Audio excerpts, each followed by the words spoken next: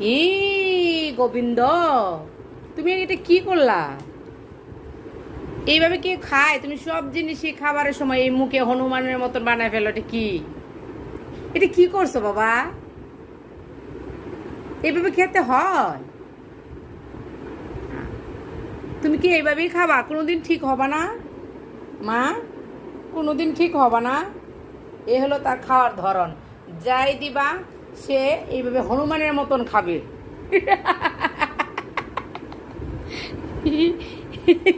এখন তোমাকে কেমন দেখাচ্ছে? আবার হাসে, আবার হাসে গো। দেখি, হ্যাঁ, মুখে কি দিয়েছো? তুমি কি খাচ্ছ? বাটার, বাটার বান। ও মাম্মা, এটা কি করে?